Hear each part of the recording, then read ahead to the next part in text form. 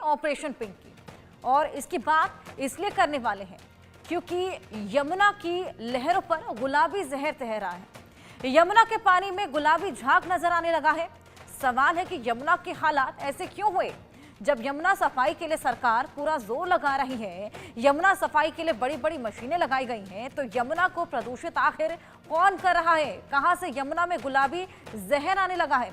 सवाल ये भी कि आखिर कैसे यमुना झाग मुक्त होगी।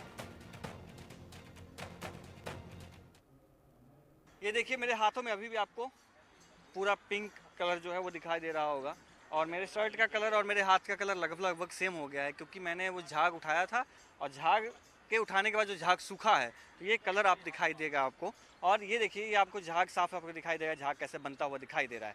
वहाँ से आपको पानी का बहाव तेज है, उसके बाद वो आगे बढ़ता हुआ आ रहा है और झाग पिंक होता दिखाई दे रहा है। और पूरी नदी यहाँ से थोड़े से हम ऊपर में हैं, हाइट पे हैं, तो इसलिए आप और अच्छे से क्लियरली देख पाएंगे कि किस तरीके की स्थिति है। और मेरे दाहिने तरफ आप देखेंगे वहाँ पे पूजा पाठ हो रहा है, क्योंकि यमुना नदी जो है वो एक पौराणिक नदी है। इतिहास में भी इसका वर्णन मिलता है, पुराणों में वर्णन मिलता है, वेदों में वर्णन मिलता है। इस वजह से इस जगह का महत्व जो है पूजा पाठ के लिए ज़्यादा होता है। और फिर वो कचरा जो वहाँ वेस्ट बन करके निकलेगा, वो वेस्ट फिर इसमें डाला जाएगा सीधा सीधा, कोई एसटीपी की भी जरूरत नहीं है। अगर रिवर कीपर होता तो उसको रोक सकता था कि आप उस कचरे को यहाँ मत डालिए, लेकिन कोई रिवर कीपर नहीं है, जिस वजह से इस तरह कचरा डाला जा रहा है। क्या लग रहा है कि रिवर कीपर लगाने से कुछ हद तक साफ सफाई हो पाएगी? रिवर कीपर साथ में एक कानून बनना चाहिए। जैसे हम इंसान की हत्या करते हैं तो जेल होती है, उस तरह से एक ऐसा कानून बनना चाहिए कि अगर हम नदी में कोई भी कूड़ा करकट डाल रहे हैं, कैमरा लगाना चाहिए जगह जगह। अगर कोई देख रहा है तो उसके ऊपर एफआईआर हो और वो जेल जाए। ऐसा अगर 10 लोगों के साथ हुआ ना तो ऑटोमेटिक, अगर 10 के साथ होगा तो 100 सुधरेंगे, अगर 100 के साथ हुआ तो 200 सुधरेंगे, 200 के साथ हुआ तो 1000 सुधरेंगे, 1000 के तो लाखों की संख्या ऑटोमेटिक आएगी। तो धीरे उनको डर हो गया कि भाई अगर यमुना जी में कुछ डाल रहे हैं तो तुरंत जेल हो जाएगी। तो इसके साथ साथ क्या है कि यमुना जी में कूड़ा करकट नहीं होगा। अब वहाँ पे आप देख रहे हैं पूजा हो रही है, और अभी जितना वहाँ पूजा का सारा सामान निकलेगा उनको पता नहीं है यमुना जी के बारे में। वो तो यमुना जी से बहुत प्रेम करते हैं, वहाँ से ला के यमुना जी में डाल के अपना काम खत्म करके यमुना जी को हाथ जोड़ के चले जाएंगे। आस्था बस आस्था का ही कारण है। लेकिन आस्था के बाद जागरूक होने की जरूरत तो रोज मीडिया में दिखाई दिया जा रहा है, सोशल मीडिया के माध्यम से दिखाई दिया जा रहा है कि भैया यमुना की जो है कि यमुना का ऑक्सीजन लेवल कम हो चुका है, यमुना में हम कुछ भी डालेंगे तो यमुना रिजर्व नहीं कर रही है, उसका नुकसान ही हो रहा है। तो लोग मान तब भी नहीं रहे हैं, आस्था के नाम पे तब भी नहीं मान रहे हैं। अभी कुछ दिनों पहले अगले संडे को एक संस्था आई थी, उनसे मैंने मना किया था, भैया आप यहाँ पे आए हो तो सफाई करो, अब दिखावे का काम ना करो। उन्होंने क्या किया, दिखावे किया। आप देखो सामने उतनी पॉलिथीन छोड़ के चले गए। अब इस प्रकार के लोगों को अगर जागरूकता फैलाने आए हो तो जागरूकता ही फैलाओ, दिखावा मत करो। या तो दिखावा करना है तो यमुना जी के पास मत आओ, आप आओ, फोटो सोशल मीडिया पे खिंचाओ और चले जाओ। अगर यमुना का साफ करना है तो दूसरा चीज है, दूसरा पॉइंट है साफ करने की, फोटो से यमुना जी नहीं साफ होंगी। अब देखिए इधर आप नाला देख सकते हैं, इधर एक नाला बहती है, और नाला बहते हुए जो है सीधा सीधा आगे वो नदी में आके मिलता है। अगर एसटीपी लगा होता तो उस तरीके की स्थिति यहाँ नहीं होती। अब देखिए यहाँ पर भी आपको मूर्तियाँ आपको दिखाई देंगी, झाग जो हैं वो दिखाई देगा, और तमाम तरीके की गंदगी आपको यहाँ पे किनारे में दिखाई देगी। यहाँ पे मछली पालन होता है, मछली वही फिर बाजार में सप्लाई होता है और वो फिर आम लोग खाते हैं। तो यहाँ पर आपको देखेंगे बाल काटना मिलेगा, यानी कि जितने भी जो एक धार्मिक अनुष्ठान होते हैं वो सभी आपको यहाँ दिखाई देंगे।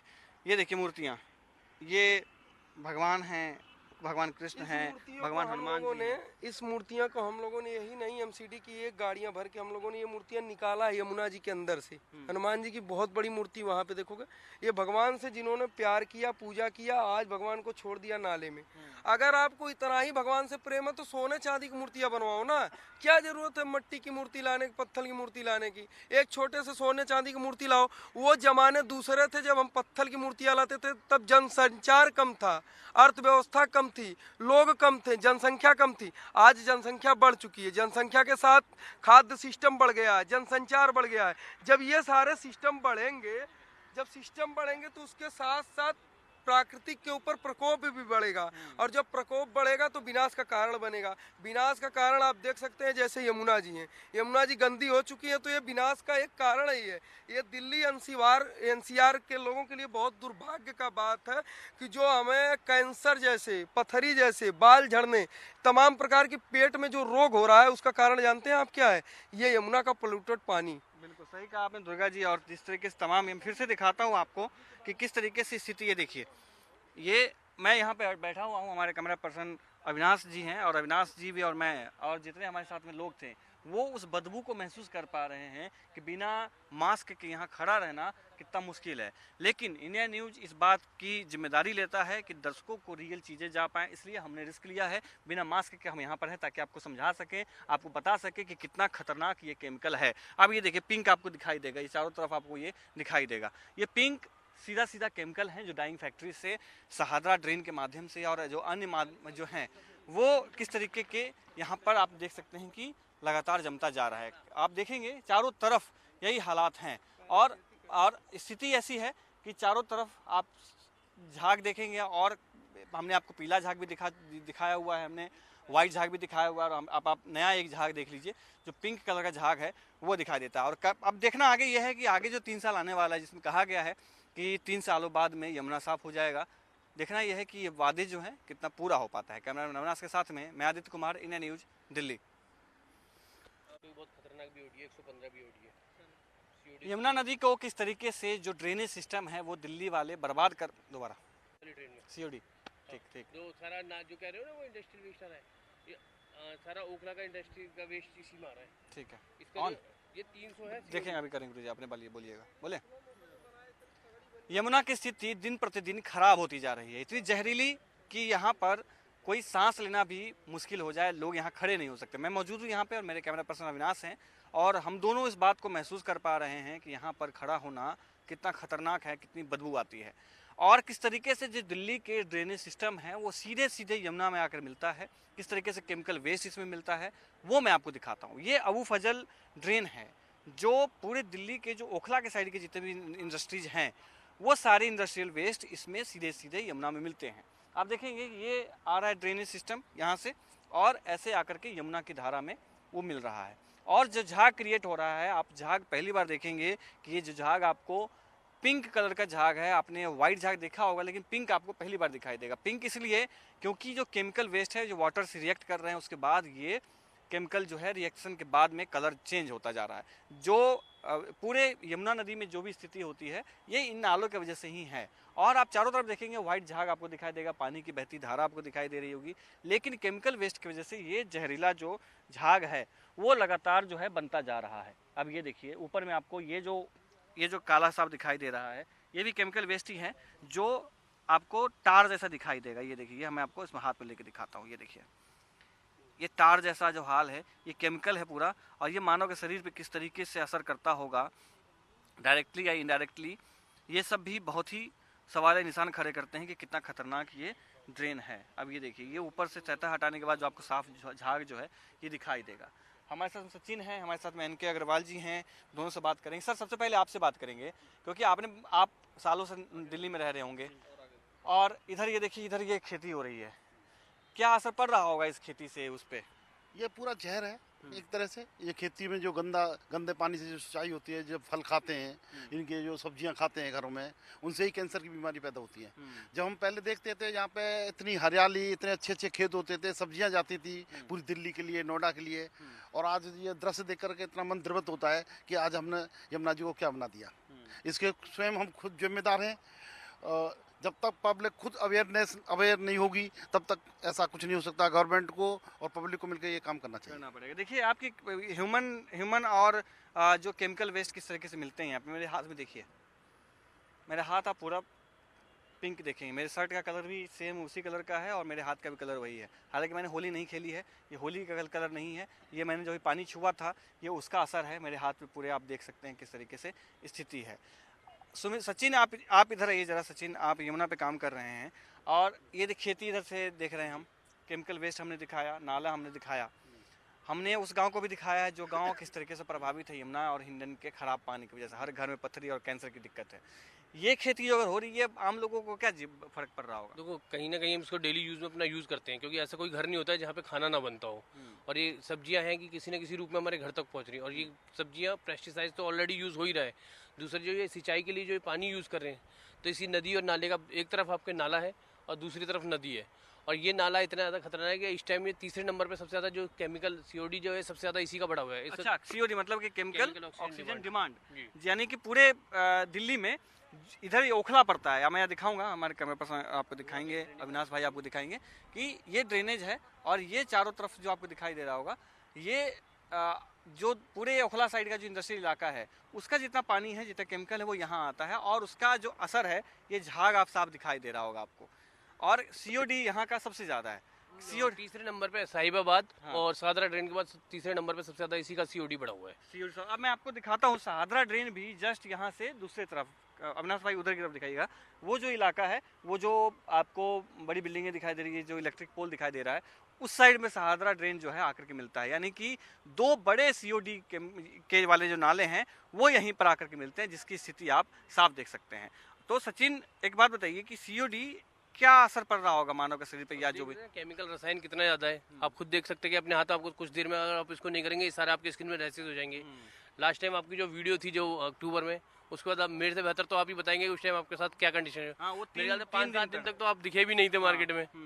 तो सीधे से समझना पड़ेगा ना, देखो आप लोगों को समझना पड़ेगा, एक छोटी सी चीज़ है ये, आप लोगों को आवाज़ उठानी पड़ेगी, क्योंकि आप लोग खुद आवाज़ नहीं उठाएंगे तो आपकी आने वाली पीढ़ियाँ बहुत ज़्यादा, जैसे आपके जो आपके पूर्वजों ने हमें दिया वो हम अपने आने वाली पीढ़ियों को नहीं दे पा रहे हैं। दूसरा, सरकार अपने स्तर पर काम कर रही है, बट सरकार के इस तरह से काम करने पे कुछ नहीं होगा जब तक एक तरफ से सरकार ब्लॉकेज लगा रही है, दूसरी तरफ से वो पास आउट हो जा रहा है। तो आपको दोनों तरफ से ब्लॉकेज लगाने होंगे, आम जनमानस को भी सहयोग करना होगा, सरकारों को भी सहयोग देना होगा, साथ साथ अपनी टेक्नोलॉजी को बढ़ाना होगा, क्योंकि अब जो टेक्नोलॉजी है बहुत पुरानी टेक्नोलॉजी पर आप काम कर रहे हैं कि समय के साथ साथ जब उस ज़माने में क्या था और आज के ज़माने में क्या है। सबसे बड़ा आपको ध्यान देना पड़ेगा आदित्य भाई, मैं बताता हूँ, क्योंकि आपके ड्रेनेज सिस्टम की जो क्वालिटी और क्वांटिटी है बहुत ज़्यादा है, इसकी कैपेसिटी को आपको ठीक करना होगा, और जो अनट्रीटेड है इनको आपको कैपिंग करानी पड़ेगी। एक बात की, बहुत अच्छा आपने बात कही कि अनट्रीटेड, मैं आपको दिखाता हूँ, मैं कोई डब्बा लेकर के दिखाता हूँ। ये देखिए, ये देखिए, ये घर का कचरा है, ये कोई ये पता नहीं क्या अचार है, ये अचार है, ये लोगों ने अचार जो यमुना मैया को दिया है, और यमुना मैया ले नहीं रही है, वापस जो है किनारे पे धकेल दे रही हैं, यमुना मैया ले नहीं। तो दर्शक इस बात को समझे कि जो भी आप दे रहे हैं वो असर जो है उसका कुछ खास नहीं पड़ रहा है, वापस दे रही हैं आपको। ये है। अब देखिए, किसी भी नदी में जिसको जीवन का दर्जा प्राप्त है और उस नदी में आप इस तरह से केमिकल्स या कुछ भी मिला रहे हो, आपको सबसे पहले अपने ड्रेनेज सिस्टम की जो कैपिंग है वो करनी पड़ेगी। ड्रेनेज मिलने का तरीका ये होता है कि आप उसको पहले फिल्टर कर ट्रीट करें, उसके बाद मिलाएं। आपके STP की कैपेसिटी बिल्कुल बेकार है, क्योंकि जो मानक है उस स्तर पर आप आउटपुट, इनलेट तो आपको मिल रहा है क्योंकि जैसे मिल रहा है, बट जो आउटलेट है, जो कि काम होता है STP, जो हज़ारों करोड़ रुपए आम आदमी का पैसा जा रहा है, उसको सही से यूटिलाइज नहीं हो रहा। क्यों गवर्नमेंट इस तरह के STPs पे कैपिंग नहीं कर रही है, ब्लॉक नहीं कर रही है? क्या दिक्कत है कि उनको टेक्नोलॉजी को क्यों नहीं बढ़ावा मिल रहा है? आपकी जो कैपेसिटी, आपको मैंने फिर बार बार एक ही चीज़ बता रहा हूँ मैं इंडिया न्यूज़ के माध्यम से, आपको जो सोच के चलना होगा 2040 के एक्शन प्लान बनाने होंगे कि 2040 के हिसाब से काम करना हो, ना कि आज की और कल की जनरेशन को लेकर। मैं दिखाता हूँ, क्योंकि ये देखिए यहाँ पे साफ पानी आपको दिखाई देगा, और नियम के अनुसार क्या है, नियम के अनुसार ये पानी सीवेज ट्रीटमेंट प्लान यानी STP के माध्यम से आना चाहिए था, ताकि पानी बहुत साफ हो जाए। लेकिन ये देखेंगे जो बिना ट्रीटमेंट के पानी है, अब ये देखिए, मैं ये आप लेके दिखाता हूँ, ये देखिए मेरे हाथ में है, ये रखा हुआ, और कितना काला पानी आप साफ देख सकते हैं कि कितना काला है ये। अभी मैंने झाग छुआ था और इससे मेरे हाथ का हाल आप देखेंगे कि पूरा कलर जो है मेरे हाथ का बदल गया हुआ है, और ये निश्चित ही मेरे शरीर पे रिएक्शन करेगा। ये क्या रिएक्शन करेगा ये मुझे नहीं पता, लेकिन रिएक्ट जरूर करेगा ये। अब ये देखिए, ये जो पानी आपको दिखाई दे रहा होगा, ये कितना गंदा पानी है। अब ये झाग लगातार बन रहा है, देखिए झाग हटा भी रहे हैं, लेकिन लगातार जो है बनता जा रहा है। अब ये देखिए, ये झाग देखिए आप हाथ में कितना गंदा पानी है। तो इस तरीके के हालात है यमुना पे, और जो मैं अब ये कितना जिद्दी है, देख रहे हैं ये पूरा केमिकल मेरे हाथ में किस तरह से चिपक रहा है, और यकीनन ये मेरे शरीर पे बहुत ही गंदा असर पड़ने वाला है, और मुझे नहीं पता, लेकिन फिर भी मैं आपको दिखा रहा हूँ। इंडिया न्यूज़ इस बात को समझ रहा है, इस बात की जिम्मेदारी ले रहा है कि किस तरीके से यमुना गंदी है, उसकी साफ तस्वीरें जो हैं वो आप तक पहुँचे, इसलिए हम प्रयास कर रहे हैं। ये देखिए, ये जो वेस्ट है ये केमिकल वेस्ट की तरफ वजह से ही है, और कलर आप साफ देखेंगे कि पूरा जो एरिया है वो पिंक हो चुका है। जो आप पुल से या दूर से देख रहे होंगे लोग, तो वो समझ रहे होंगे कि आज यमुना इतना पीला क्यों हो गया, कलर जो है इसका चेंज इस तरीके का क्यों हो गया। हालात ये हैं कि लगातार सरकार प्रयास कर रही है लेकिन फिर भी कोई चेंजेस नहीं आ रहे। इस तरीके से तमाम जो इलाके आपको देखेंगे चारों तरफ, जहां पर इस तरीके के नाले आपको बहते दिखाई देंगे, इस तरीके की स्थिति जो है वो दिखाई देगा। आने वाला समय बताएगा कि किस तरीके से यमुना नदी साफ हो पाती है, किस तरीके की स्थिति जो है यहाँ पर आगे रहेगी। लेकिन प्रयास जो है वो अभी नाकाफ़ी दिखाई दे रहे हैं। सॉलिड वेस्ट तो हटाया जा रहा है, लेकिन केमिकल वेस्ट की वजह से जो चीज़ें, जो झाग बन रहा है, जो केमिकल वेस्ट की वजह से जो स्थिति बन रही है, उस पर अभी तक कोई काम नहीं हो पाया है और आगे समय बता पाएगा कि आगे क्या हो पाता है। कैमरामैन अविनाश के साथ में मैं आदित्य कुमार, इंडिया न्यूज, दिल्ली। यमुना की सफाई का काम युद्ध स्तर पर लगातार जारी।